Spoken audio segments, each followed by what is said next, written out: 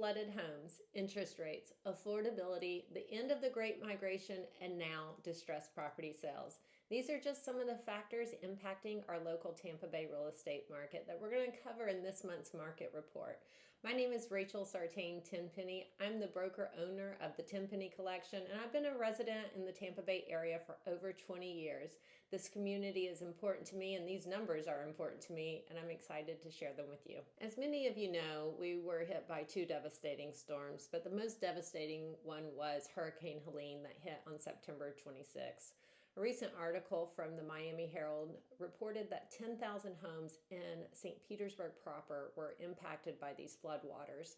It's really hard to pull market statistics when your numbers are so skewed. A lot of properties are being sold for land value right now. To create a little normalcy in our reporting, we went over to Hillsborough County and pulled those market statistics. The same article from Miami Herald reported that only 1,200 homes were impacted over there. So let's start and take a look at what is the single family home selling for in November. Also, important note, we're providing these numbers to you before you're going to get them anywhere else. It usually takes several weeks for these numbers and statistics to be published, but I dove in to grab them so I can share them with you. In the Tampa Hillsborough area, there are just over 3,900 homes actively on the market with an average sales price of $693,000. For pending homes, the average sales price is $550,000. In November, there were 972 homes sold. This is down for the number of sold properties. The number is down by 15% compared to last year. But the average sales price is actually up 4.5%, where the average sales price was $593,000 in the month of November. With the number of sales decreasing October to November, it makes us pause and wonder, is this our normal seasonality or is there something bigger at play? Well, I love watching Mike Simonson with Altos Research. He's on YouTube. You can go there and find him. And he was talking about the Great Migration has officially ended. And that is going to impact the Florida real estate market. So what that's talking about is just people from the Northeast moving to Florida.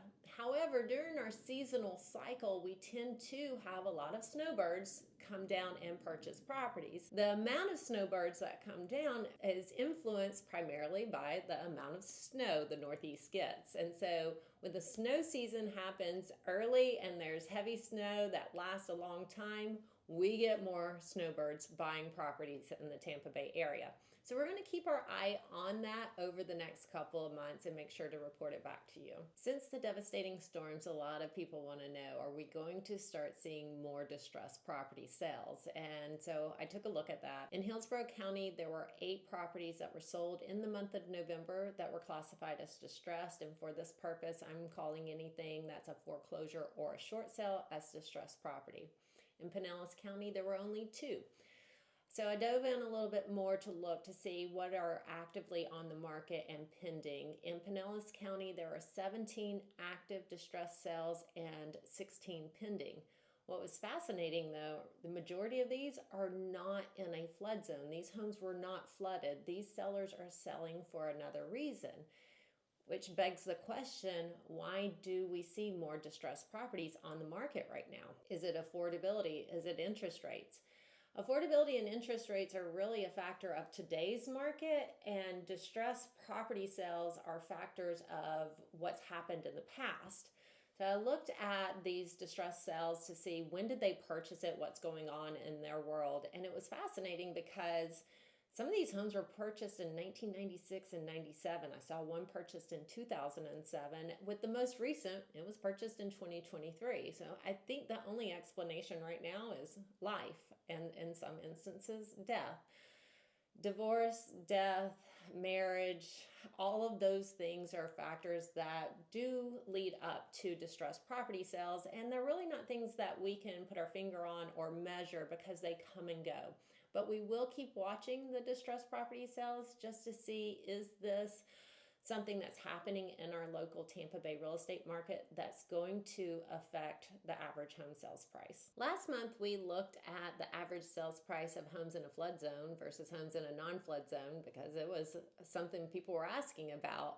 And it was surprising to see in October, the average sales price for a home in a flood zone was about $400,000 more than a home in a non-flood zone, which just says that people want to live by the water.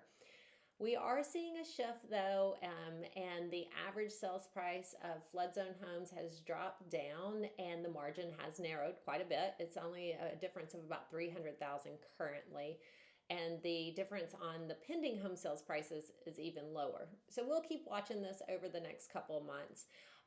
It's also important to note that the reason the average sales price is dropping is because we're not really selling homes that were flooded, we're selling lots that were flooded. So a lot of the properties that you see are being sold for land value only. In some of our hard hit areas, people are asking, will home buyers come back to our neighborhood? And if we just look at the past and look at other storms that have hit other areas, we can see that after the first 6 months, home prices do drop, but give it 12, 18, 24 months, and we will see the average sales price start to increase again.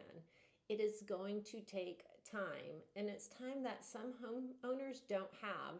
So if you're in a situation trying to figure out your options, we are happy to consult with you about your unique situation. Just give us a call and let us help. As you can tell from the statistics that I've shared today, that our market is still in a state of flux, and we're going to be watching it closely over the next couple of months. So make sure that you're tuning in so you understand what's happening in the Tampa Bay real estate market, especially if you're thinking about buying a home or selling a home. We are dedicated to our community and very excited to actually announce that we just celebrated our 1 year at the Tenpenny Collection. And we're going to be here, we're out on the streets and we're helping our neighbors, and we're going to continue to help our community build back stronger and better. And we're looking forward to being in business with you. Please make sure that you stay tuned with everything that we're doing at the Tenpenny Collection by subscribing to our YouTube channel and checking back in with us on a regular basis.